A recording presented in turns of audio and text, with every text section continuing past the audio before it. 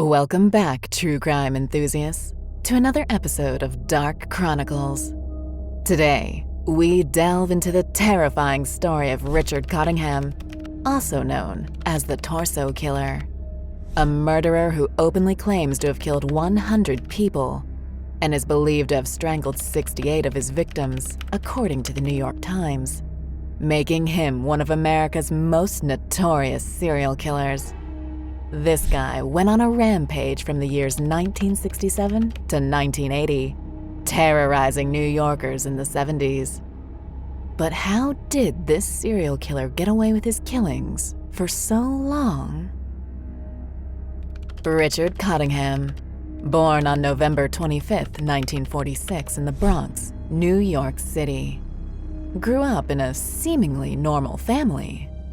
This family moved to Dumont in New Jersey in 1948, and in 1956, they moved again to Rivervale, where Richard lived like any other kid growing up in the 50s. However, behind closed doors, a sinister darkness was brewing. During this time, it's worth noting that Cottingham became an addict for bondage pornography. The kid slowly but surely became obsessed with all types of weird desires in this category.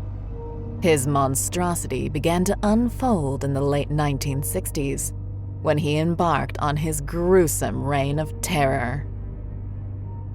Cottingham, originally from New York, specifically targeted vulnerable women, often engaging in prostitution.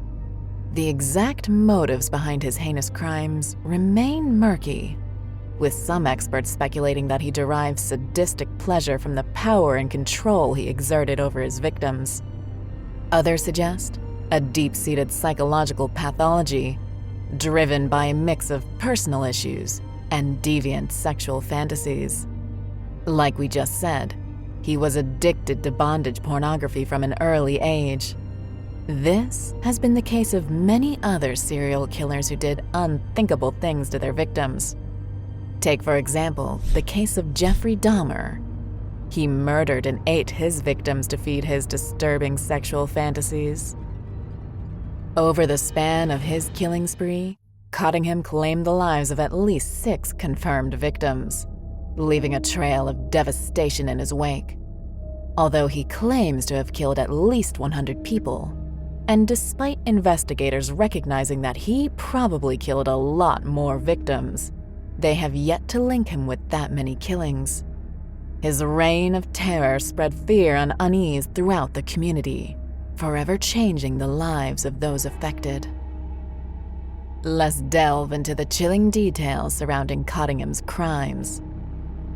Mary Ann Carr, Cottingham's first confirmed victim in 1967. Mary Ann Carr was found strangled and beaten to death in the parking lot of Quality Inn Motel, located in New Jersey. Signs of sexual assault indicated the depths of Cottingham's sadistic nature. Police only linked this murder to Cottingham only until 1980, when he got arrested at the same motel. Nancy Vogel. In 1968, Nancy Vogel was the second woman who fell victim at the hands of this monster. Vogel was a 29-year-old married woman and mother of 2, living in Little Ferry, New Jersey.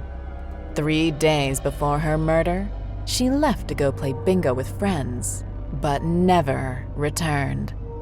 By many different accounts, it's still unclear as to how Vogel came to be Cottingham's victim. Her body was discovered mutilated and posed in a suggestive manner, showcasing the depths of his depravity. Cottingham left his twisted signature, a bite mark, on her body, a chilling calling card that would haunt investigators. He confessed to Vogel's murder in 2010, nearly 30 years after his arrest. Cottingham would confess to many murders after being put behind bars. Pamela Ann Parsons.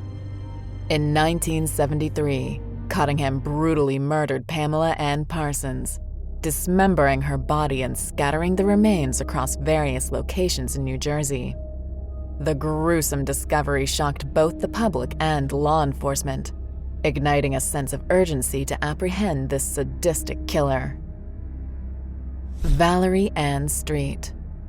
Cottingham abducted Valerie Ann Street in 1974, subjecting her to unimaginable torture before ending her life.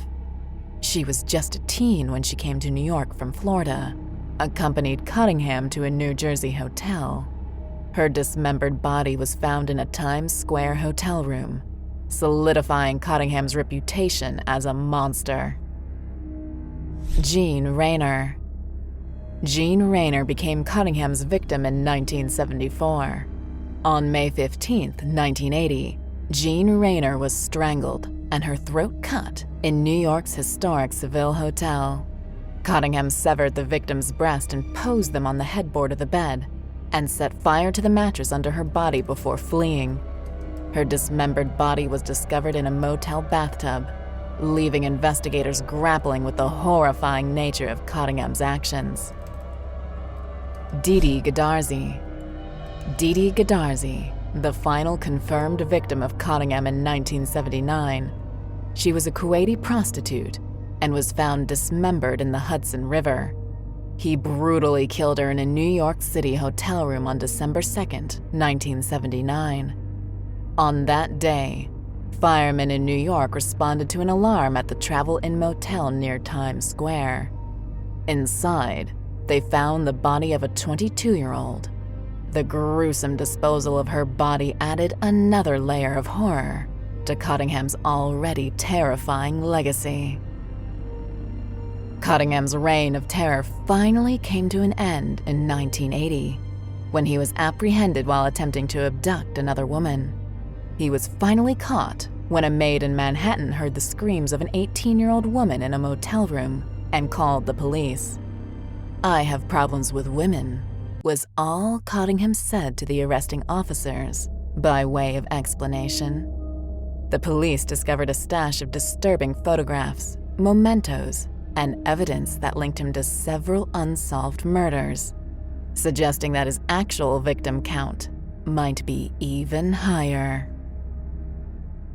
Following his arrest, Cottingham was convicted for his heinous crimes and is currently serving multiple life sentences in prison. He is sentenced to 25 years to life in prison. Over the years, investigators kept finding links and ties of murders with Cottingham. The community, forever scarred by his actions, breathed a collective sigh of relief, knowing that this sadistic predator was off the streets. Richard Cottingham's case sent shockwaves through the nation, revealing the horrifying depths that can lurk within seemingly ordinary individuals. It served as a haunting reminder to remain vigilant and support efforts in combating violence against women. The impact of Cottingham's crimes on the community cannot be understated. The fear and trauma experienced by residents resonated long after his capture, forever altering the sense of safety within their neighborhoods. And that concludes our little exploration into the terrifying crimes of Richard Cottingham, the Torso Killer. Thank you for joining us on this chilling journey. If you found this episode intriguing, make sure to hit that like button and subscribe to our channel for more bone-chilling tales of true crime. Stay safe out there, everyone, and remember to lock your doors. Until next time, this is Dark Chronicles, signing off.